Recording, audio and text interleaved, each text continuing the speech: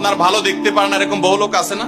এই হিংসা করলে অনেক সময় বদনজর লাগে, বদনজর। আপনার ভালো কিছু হতে আরেকজনের জ্বালা পড়া শুরু হয়েছে, এর কারণে অনেক সময় মানুষ ক্ষতিগ্রস্ত হয়। বহুবার এই সূরা পড়ে তৎক্ষণাৎ একেবারে পড়ার সাথে সাথে আমি কার্যকরিতা আমার চোখে বহুবার দেখেছি, আলহামদুলিল্লাহ। নবী সাল্লাল্লাহু আলাইহি ওয়াসাল্লাম এক সাহাবীকে বলেছেন, তুমি কি জানো আজকে রাতে যে দুইটা সূরা আমার প্রতি নাজিল হয়েছে, যে আয়াতগুলো নাজিল হয়েছে, এইরকম আয়াত কোরআনে আরেকটা নাজিল হয় নাই। আমার বাসা বাচ্চার কোনো অসুবিধা হলে মাঝে মধ্যে আমার মিসেস বলতেন যে একটু দোয়া পড়ে খু দাও তো। আমি আমার মিসেসকে সাথে সাথে বলি, কেন, তুমি দিলে কি সমস্যা? অনেক সময় বাচ্চাকে নিয়ে আসেন, হুজুর একটু তাকে দোয়া পড়ে ফু দিয়ে দেন, একটু পানি পড়ে দেন। আমরা কি দোয়া পড়ি আজকে সেটা আমি আপনাদের সামনে ফ্ল্যাশ করে দিলাম, জানিয়ে দিলাম।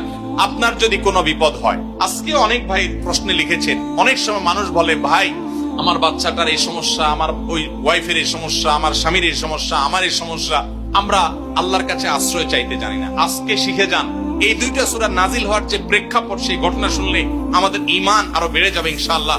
নবী সাল্লাল্লাহু আলাইহি ওয়াসাল্লাম একবার অসুস্থ হয়ে পড়েছেন এবং অসুস্থতাটা এত মারাত্মক ছিল যে আম্মা জান আয়েশা রাদিয়াল্লাহু তাআলা বলেছেন, অনেক কাজ তিনি করেন নাই অথচ তিনি বলতেন তিনি করেছেন, মানে তার মনে হতো তিনি করেছেন।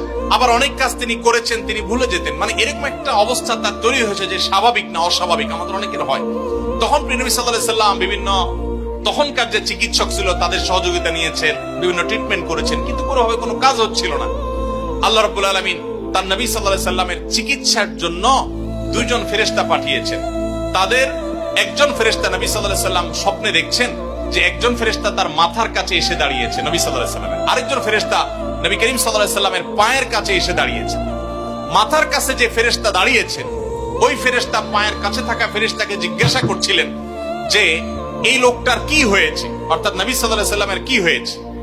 তখন পায়ের কাছে থাকা ফেরেশতা খুব মনোযোগ সহকারে শুনেন, পায়ের কাছে যে ফেরেশতা দাঁড়ায় ছিলেন উনি বলতেছেন, ওনাকে, অর্থাৎ আমাদের নবী সাল্লাল্লাহু আলাইহি ওয়াসাল্লামের কথা বলছেন, ওনাকে জাদু করেছে। পায়ের কাছে থাকা ফেরেশতা এটা বলার পর মাথার কাছে থাকা ফেরেশতা আবার জিজ্ঞাসা করলেন, কে জাদু করেছে? পায়ের কাছে থাকা ফেরেশতা তার নামও বলেছে, লাবিদ।